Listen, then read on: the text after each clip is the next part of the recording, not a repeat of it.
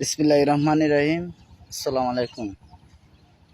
আমি নাসিরনগরবাসীর প্রতি একটু দৃষ্টি আকর্ষণ করছি এমপি মহোদয়ের কাছে।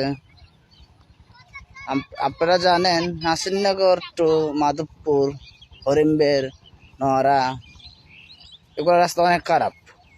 আমি এমপি মহোদয়ের কাছে একটি রিকোয়েস্ট থাকবে, আমি তো বিএমপি করি, লোকে সবাই জানে, আমার হরিপুর ইউনিয়নবাসী সবাই জানে। আনন্দ ভাই তো জানে না, কিন্তু আমি আনন্দের কাছে একটু আবেদন, ভাই আপনি আমাদের হরিপুর থেকে মাধবপুর নাসিরনগর পর্যন্ত রাস্তা খুবই খারাপ, খুব বৃষ্টি আইলে খুবই খারাপ। বৃষ্টি স্যার হতে না তেমনি মানুষের রুগীরা যেতে পারে না, খুব কষ্ট হয়। আপনি হয়তো সংসদ কথা বলেছেন, তার জন্য শুক্রিয়া, আলহামদুলিল্লাহ আলহামদুলিল্লাহ। আপনি জানেন আমরা নাসিরনগর রাস্তাঘাট অনেক খারাপ, এত খারাপ রাস্তা যা বলা বাইরে। আপনি জানেন, আপনি আইসেন গেছেন, অনেকদিন আইসেন, কিন্তু আমাদের রাস্তা অনেক খারাপ। আমার রিকোয়েস্ট থাকবে একটি, আমি বিএমপি কর্মী হিসাবে আমার আবেদন যে বিএমপি যদি মানুষ ভালোবাসতে চা নাসিরনগর রাস্তাঘাট করতে হবে, এর কোনো বিকল্প নাই। যদি বিএমপিকে ধরে রাখতে চান, বিএমপির কিছু ধরে রাখতে চান, তাহলে বিএমপি জনপ্রিয় ধরে রাখতে চান আপনি আনন্দ ভাই, আপনার সাথে যদি মানুষের জনগণের রাস্তা তাহা ধরে রাখতে চান, তাহলে আপনি রাস্তাঘাট করতে হবে।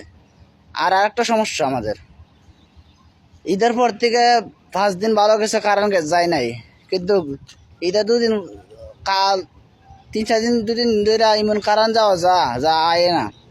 এর আগে 11টা বাজে গেছে 11টা গেছে কারণ, রাতের 2:30 আইসে কারণ, কালকেও 11টা গেছে আইসে রাত্রে 12টার দিকে।